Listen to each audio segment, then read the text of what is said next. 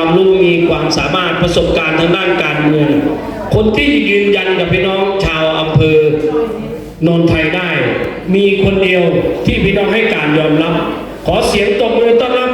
สจ.ตีน้อยแห่งอำเภอโนนไทยนะครับผมนี่นะครับบุคคลท่านนี้นะครับที่พี่น้องให้ความเมตตา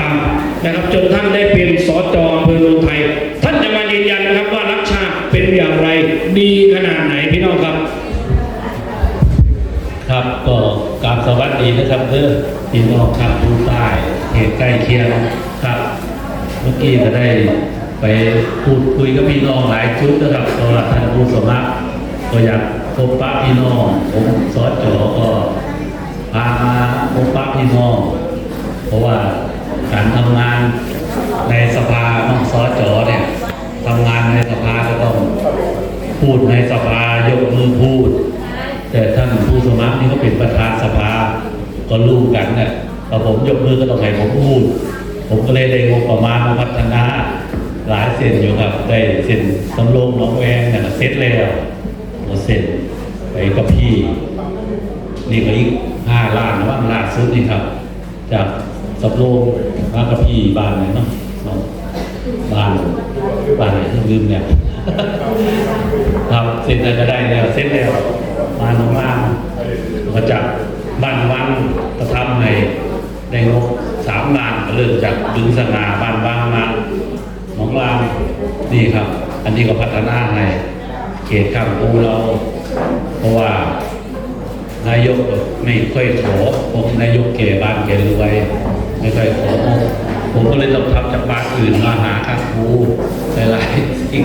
ครับนี่แหละครับก็คือการพัฒนาเนาะผมมาทำงานมารับใช้พี่น้องอยากจะเอาความเจริญอันไหนที่หามาได้ก็เอามาลงอำเภอเราให้ได้มากที่สุดเพราะว่ามารับใช้ก็ต้องทำงานเลยครับมาไม่ทำงานก็โดนด่าเลยจะที่มาปิดทำไมสอจเนาะใช่ไหม มาก็ต้องช่วยกันพัฒนาบ้านมาลงเยอะๆประมาณทำไม่ดีพวกก็บ้านได้เพื่อนกันเนาะก็เลยมาฝากพี่น้องให้ช่วยเหลือผู้สมัครเบอร์อะไรนะพี่น้องเบอร์ยกมือหน่อยนี่เบอร์โอ้ยขอบพระคุณมากนี่นะครับสิ่งที่ตั้งใจเอามาให้พี่น้องเอาของดีมาให้เลยเพราะว่าเขาเป็นคนทำงานขยันเป็นคนเก่งเป็นด็อกเตอร์เป็นนะแน่ธรรมดาอะไรผมก็เลยว่าเป็นโชคดีของพี่น้องเมืองไทยนะครับตอนที่ผ่านมาก็ไม่มีอะไรเลยเห็นแล้วก็ผมก็บอกผู้สมัครอย่าแต่งตัวหล่อแต่งตัวสวยเด้อต้องทำงานต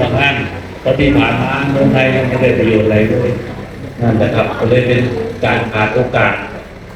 ผมนี่ก็เลยต้องมาการันตีผู้สมัคร